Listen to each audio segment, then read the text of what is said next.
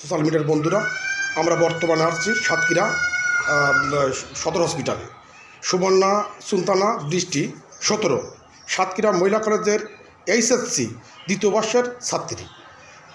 ওনাকে আপনার appendix operation করছিল।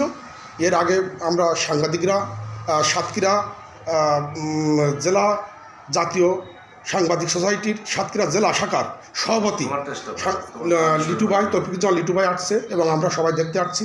বর্তমান তার পরিস্থিতি সম্পর্কে আমরা জানব।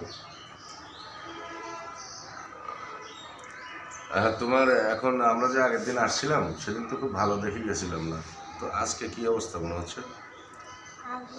আগের মতোই আছে,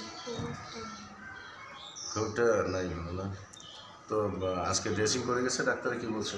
করে গেছে, এখন বললো যে রিপোর্টটা আসুক আর দেখি কি হয়। আজকে প্রতিদিন যে ডাক্তারটা আসে উনি আসেনি, আজকে আরেকজন আসছিল।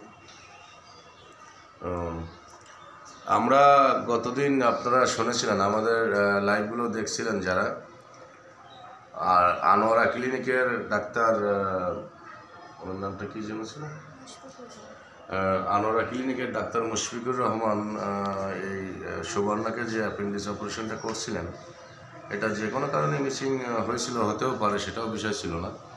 কিন্তু একাধিকবার ওখানে তাকে যেতে হয়েছে এবং ভালো ট্রিটমেন্ট সে পায়নি।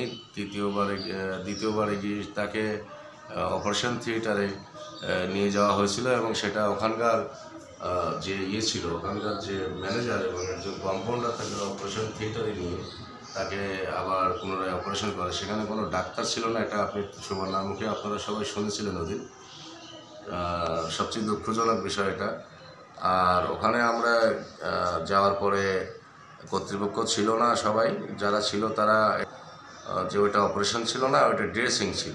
তো ড্রেসিং আবার ওটিকে নিয়ে হয় এটা জানা নেই আমাদের। আর এরকম আমাদের কাছে আরও অনেক তথ্য প্রমাণ আসতে আছে। আমরা এগুলো এক এক করে সিরিয়ালি আমরা এটা তুলে ধরবো। আমাদের কাছে আনোয়ারা ক্লিনিকের যে আরও বিষয়গুলো আছে ওখানে, সেগুলো আমরা জানতে পেরেছি বা আরও জানতেছি। আমাদের কাছে অনেক তথ্য আসতেছে, আমরা এগুলো এক এক করে আপনাদের সামনে তুলে ধরবো। আজকে আসছিলাম সুবর্ণার খোঁজখবর নিতে। আমার জাতীয় সাংবাদিক সোসাইটির তরফ থেকে আমরা, আমাদের সংগঠনের সবাই আসছে এখানে।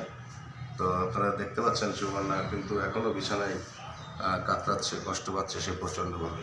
তোমাকে কি ওখান থেকে কেউ দেখতে আসছিল আনোয়ারা ক্লিনিক থেকে?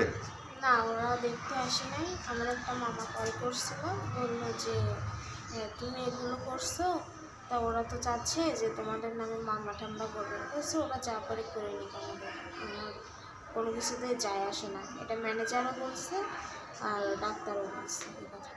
ডাক্তারের ম্যানেজার কি বলেছে? যা পারে করো, যা পারে করো, যা পারে করে নিক, ওদের কোনো যায় আসে না। ওদের কোনো যায় আসে না। এটা এক ধরনের একটা হুমকি যে তারা এত বড় একটা ঘটনা, মানবিকভাবে তারা সুবর্ণাকে দেখতে আসতে পারতো, দেখে যেতে পারতো। একটা অ্যাক্সিডেন্ট হয়, দোষ জারি হোক, যদি মানবিক মানুষ হয় সে কিন্তু সেখানে দাঁড়ায় একটা সহানুভূতি দেখায় বা এটাই করে। এটা তাদেরও উচিত ছিল সহানুভূতি দেখানো। সেখানে তারা হুমকি দিছে আরও যে আমাদের ওতে কোনো যায় আসে না, যা পারে হয়ে যাক। এটা আমরা শুনেছিলাম যে এটা আওয়ামী লীগ সরকারের আমলেও তাদের করা। এগুলো প্রমাণ আমাদের ভিতরেরই মানুষজন আছে, সেটাও তো আসলে মেনে নেওয়া যায় না। যাই হোক, আমরা বর্তমান শারীরিক অবস্থা কেমন? খুব একটা ভালো না। মানে কি, মানে উন্নতির দিকে না অবনতির দিকে? মানে ফার্স্টে যেমনই ছিলাম তেমনই আছে, ব্যথা, জ্বালা, যন্ত্রণা সারা রাত হয়। টেস্ট কি দিছে? ঢাকায় পাঠাইছে কোনটা? টিভি পাঠাইছে আর হচ্ছে বায়োপসি পাঠাইছে। বায়োপসিটা পাঠাইছে, সেটা রিপোর্ট এখনো আসেনি?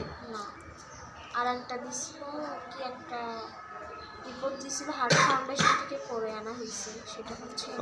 আর ঢাকায় পাঠাইছে 2টা। আচ্ছা।